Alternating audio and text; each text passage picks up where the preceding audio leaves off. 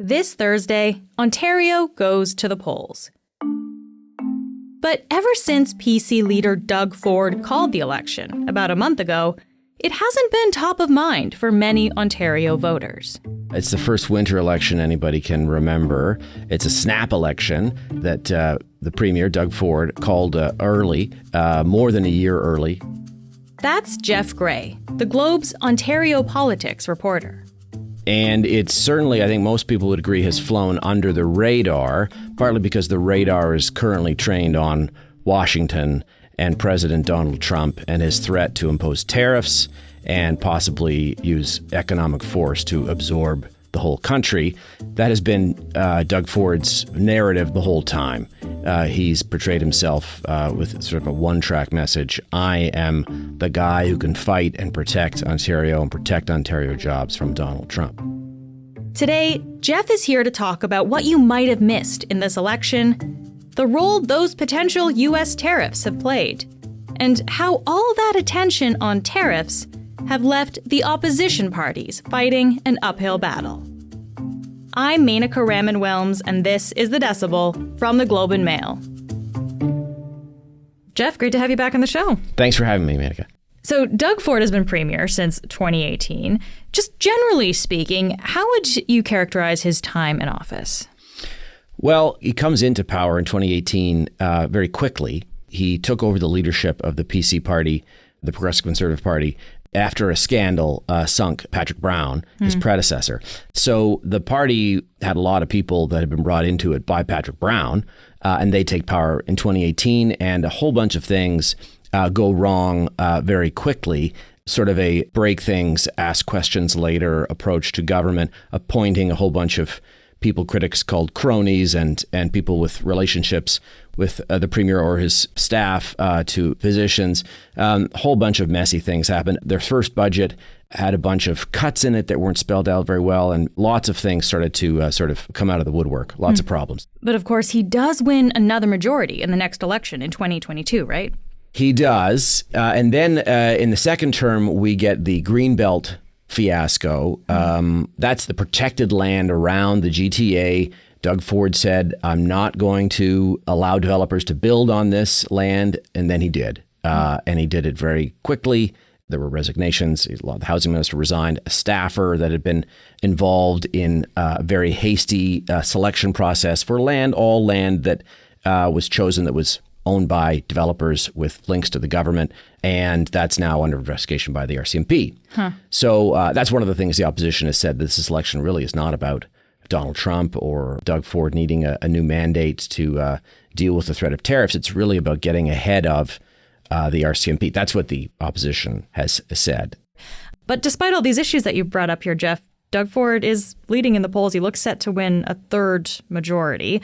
Let's look at kind of the landscape here. And I think we should first just maybe go through who's running against Doug Ford, because he is taking up a lot of airtime. So could you just very quickly go through the other party leaders and who they are? So you have Marit Stiles, the leader of the opposition, the leader of the NDP, a former union policy advisor and school trustee who's been an MPP in Toronto. Life in Ontario is harder than it should be. Well, unless you're one of Doug Ford's friends, right, that he makes those deals with. And you have Liberal leader Bonnie Crombie, the former mayor of Mississauga, who just also took over her party leadership and has been the target of attack ads from Doug Ford since he took over in 2023. Bonnie Crombie's agenda is clear. More money in the government's pocket, less money in yours. That's why Ontario can't afford carbon tax queen Bonnie Crombie. And then you have Green leader Mike Schreiner, MPP for Guelph, that party's first ever MPP, and he has 2 seats in the legislature and is hoping to add to that. Doug Ford works for Doug Ford. Ontario Greens work for you.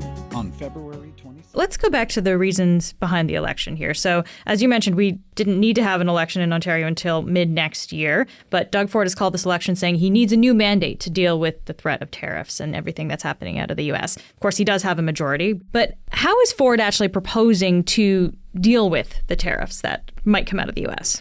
So when this election campaign got underway, and before it really did, and he started to sound like it was already underway before he pulled the trigger, he talked about needing a new mandate to spend tens of billions of dollars to cushion the blow of U.S. tariffs, and that he would tell us about this plan as the campaign unfolded. The plan has since come out. It involves $10 billion in sort of deferred taxes. It involves another $4 or $5 billion in some sort of aid to companies. It's not spelled out in detail. Some other changes, some more money for infrastructure, this kind of thing to stimulate the economy. The number the government uses, they say they're going to spend $40 billion. Some of that is not actually money that they're writing checks. It's deferred taxes or whatever, but that's their number. And Ontario stands to be hit harder than a lot of other places in the country because of its manufacturing, the auto sector, huge components in the Ontario economy. So he said that, so if I'm going to do that, I need the support of the voters. Now, of course, the government had proposed to spend billions of dollars during COVID, didn't need a new election then. He has a majority, he can pass a budget and spend whatever he likes. So I think a lot of people would sort of say, you know, the opposition in particular saying, you've already got a majority, you don't need to do this. He then sort of changed the line a little bit as the election got underway and said, well, Donald Trump's not going away. He's going to be around for 4 years. I need a strong 4-year mandate to be here to fight him for those 4 years. Okay. Now, none of this actually checks out. If you check, the idea of an early election has been floating around. It's been discussed by him and his advisors since at least last spring. And we know that because when he decided to spend hundreds of millions of dollars to accelerate the sale of beer in corner stores in Ontario. Right. He wouldn't answer the question. He was asked it several times, you know, are you ruling out an early election? Will you have an election on schedule, on the legislated schedule, which was supposed to be June 2026? And he wouldn't answer that question. So we knew that was under discussion then, but that was long before Donald Trump won the presidency. Okay. Ford has been talking a lot about the issue of tariffs during this election. How have the other party leaders responded to this issue? How are they talking about tariffs? So they have also said many of the same things. Going to need to spend lots of money. You know, people are talking about interprovincial trade barriers. They need to come down. That's been a point that many people have made. Not a lot of specifics, but suffice to say, whatever government takes the reins in Ontario will have to do a whole bunch of things on an emergency footing to shore up the economy when it's facing tariffs, on the assumption that, of course, the tariffs don't last forever, because you can't spend money forever the way that they're proposing. So, but they also, in the same breath, present themselves as the same kind of defender of the province, but quickly want to talk about other things, the healthcare system, the problems in housing, things where the government is more vulnerable, because the message that's come out of Doug Ford, the discipline, the ads, he's been on Fox News, he's been on CNN, he's got the hat, Canada is not for sale. Yeah. All that stuff it's a pretty powerful message, and it's pretty hard for the opposition parties to break through that. Yeah. And so when we're talking about these benefits around these potential tariffs, like, are the parties actually talking about cost of living for Ontarians as well? Because this is a huge issue in the province right now that a lot of people are thinking about. Yeah, I mean, Doug Ford has made that a message for a long time. He always talks about the license plate fees that he got rid of in 2022 and other things like that. But as far as the sort of the cost of living message, the other parties have also jumped onto that. Bonnie Crombie and the Liberals have proposed a middle income tax cut. They've also talked about cutting the HST on home heating. And the NDP have proposed a grocery rebate for middle and low income families to compensate you for the rising cost of groceries. So that anxiety that people have, I mean, every politician talks about that issue, and they have definitely talked about that issue a lot. All the parties have. On the other hand, the campaign is really dominated by Donald Trump. I mean, that's really, he's not on the ballot, but that's where everyone's mindset is, I think, to the extent that people are following the fact that there's an election at all in Ontario. We'll be back after this message.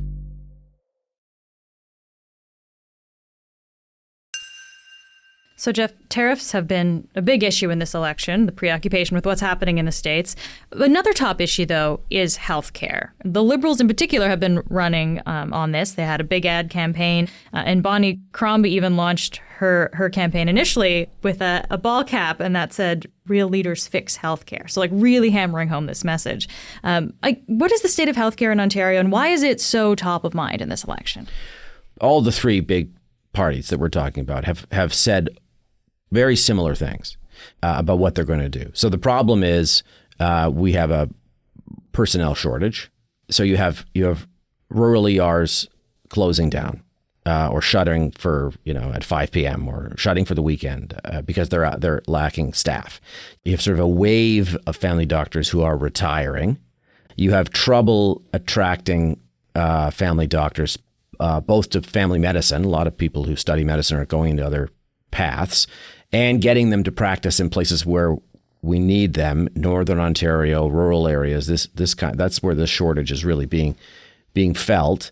Other areas with population growth pressures too, and so you have the OMA, the Ontario Medical Association, says there's 2.5 million Ontarians without a family doctor and growing. All three parties say, yes, we're going to get more doctors. We're going to spend more money to do it, and we're going to get you a family doctor in the next few years. Has this hurt the PC's record, though? Because, they've been in power since 2018. All of these things seem to kind of fall under their jurisdiction, right? Right. Certainly you hear that critique, but you look at the polls and you don't see it.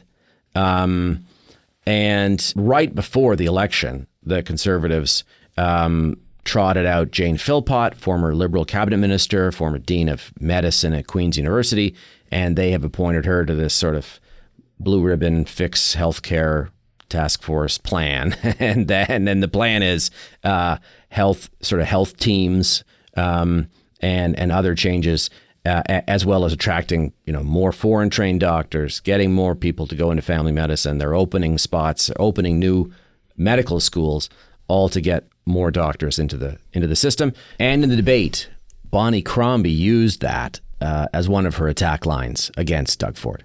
Bonnie, what I will tell you, there's a reason why Dr. Jane Philpott, a Liberal minister.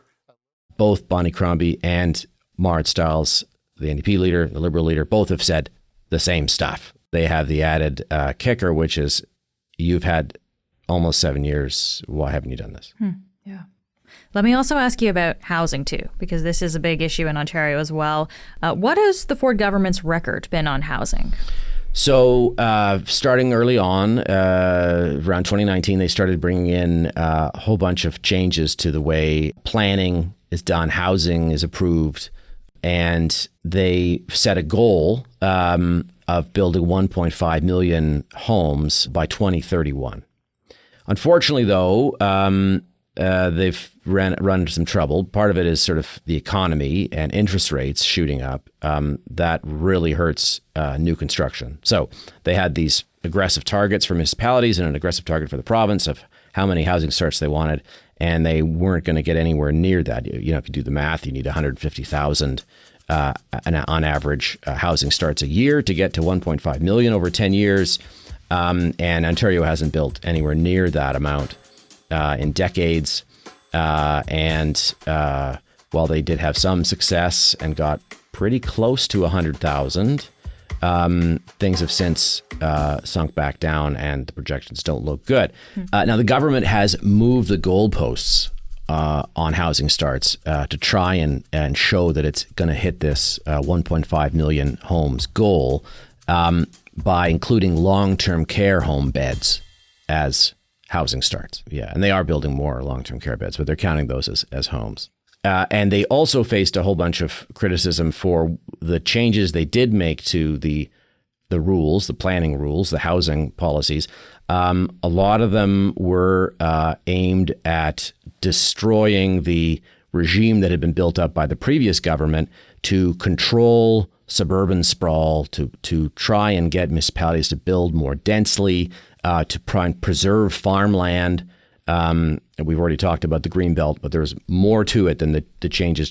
So they've made a bunch of changes that have basically made it much easier for developers to have farmland designated for housing in the future, which means that the speculator that owns that farmland instantly makes money because it's worth so much more when it's designated for housing without having to build any homes. And so all those changes have made it easier to plan for future growth in the suburbs, but not a lot of changes have been directed to making it so that cities are forced to build more densely inside cities. They have done some things. There's a plan, the transit-oriented communities plan, where they pop really big buildings on top of transit stations. That has gotten up a lot of people's noses because they sort of override municipal planning processes, which is something they do in a lot of other ways. So the result of all this, critics say, has been a lot of chaos and not a lot of housing. What about the other parties? Like, we're talking about the Liberals, the NDP. We also haven't mentioned the Green Party yet either. What have they said about this issue of housing? All of them have pretty bold housing platforms in varying levels of detail. In a nutshell, one of the problems that the government was trying to tackle are these things called development charges. Those are the fees that municipalities charge developers so they can pay for roads and pipes and things that you need to have new houses. And those have been shooting up for the past number of years, very, very high, in some places $150,000, $170,000 for a single housing unit. So the complaint was it's for putting all these costs on people who are trying to buy new homes. So Bonnie Crombie and the Liberals have said, we're going to get rid of development charges for certain housing units under 3,000 square feet and pay for the pipes and roads and all that stuff directly from the province. The NDP have proposed basically getting right into the middle of building housing, having a public agency and building affordable housing. They've also proposed really strict rent control. The Liberals want to do rent control too, but it's more of a phased-in type of rent control, similar to what we have and what we used to have in Ontario, whereas the NDP would make it hard, if not impossible, for landlords to, even in a rent control department, and when you leave, they can raise the rent. They would even make that not possible. And the Green Party also has a detailed housing plan that would bring back some of these rules about building more densely, more environmentally. And polls show that people really care about this issue, particularly young people who've been shut out of the housing market. And there was tons of noise about this over the past several years, but an election campaign in February, and people are distracted and worried about what's happening in the U.S. and it hasn't gotten a lot of oxygen. Yeah. Huh. And you mentioned rent control, of course, Jeff. Of course, Ford did change the rent control rules in 2018 when he came into power, and that increased rent for a lot of people. Yeah. We touched on the Greenbelt saga before. I just want to come back to this very quickly because you mentioned there's an RCMP investigation into this. It seems like a big deal. Has this had an effect on the campaign? It doesn't seem to. I mean, this is the strange thing about Doug Ford is that, with the Greenbelt, the scandal, we had reports by the Auditor General, the Integrity Commissioner, pointing to all the problems with the way this land was selected. It was largely at the behest of a small group of developers who wanted their land freed up, wanted Greenbelt land to be where they could build. But, Doug Ford then apologizes. So, would that have an effect? It might, but at the moment, it's not really front of mind because all these other issues seem to be in the way. And we have Doug Ford's ability to sort of apologize and move on. I mean, during the debate, he even said, he said it so bluntly. I said I was, then I wasn't, and I went ahead and did it. But in saying that, let's give him an opportunity to respond. Something, I apologize to the people. Unlike any of you, when you do something, you don't want to apologize. I apologize to the people. We're moving forward. We're building homes. For some reason, he apologizes. I mean, you see the polls. The polls show us that people are still, a majority of decided voters, well, not a majority, a plurality, are likely going to vote for Doug Ford. Yeah. Well, in our last few minutes here, Jeff, let's go back to these polls, because the latest Nanos polls that we're looking at, and these kind of change day to day, but we see the PCs at about 44%, Liberals at around 29%, the NDP around 20%, and the Greens around 5%. So it, of course, looks like we're poised for another PC majority. But I guess I want to talk about this race to second place, though, because the Liberals are ahead of the NDP right now, and the NDP has been the official opposition since 2018 in the province. So could that actually change in this election? It could, but it is very hard to say just based on the popular vote. In the last election in 2022, the NDP won 31 seats and the Liberals won 8, but they both had the same percentage of the popular vote at about 24%, whereas Doug Ford won 83 seats and had a majority. Okay. So the NDP just had a more efficient vote, it sounds like. They had it spread out over more ridings than the Liberals. Yeah, the Liberals have a more concentrated support in ridings that they won. And it's one of the problems with the first past the post system. And so the question is, can they overcome that with a better strategy, diverting volunteers to ridings that are close that they might put over the edge, rather than keeping resources in a place they're going to win anyway? And what happens to NDP support? I mean, there's also a whole, the PC party has made a big deal about how they have these trades and construction unions supporting them. They like what they've done with spending on skills training for the trades. They like all this infrastructure spending. I think they like Doug Ford and his brand and his, this all. So this has been a long strategy that they've had of appealing to those private sector unions, whereas the NDP traditionally would have support from those unions, but also public sector unions. The NDP traditionally has more volunteers, can knock on more doors and get their vote out better. So yeah, the race for second place. No one will admit they're in a race for second place, of course. But that will be something to watch. If Doug Ford wins a ton more seats, who will be there standing up in question period to push the opposition against him? And will it be Marit Stiles again, or will it be Bonnie Crombie? We don't know. Jeff, thank you so much for taking the time to be here. Thanks for having me.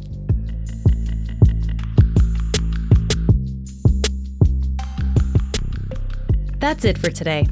I'm Menaka Raman-Wilms. Our producers are Madeline White, Michal Stein, and Ali Graham. David Crosby edits the show.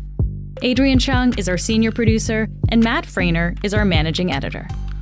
You can subscribe to the Globe and Mail at globeandmail.com/subscribe. Thanks so much for listening.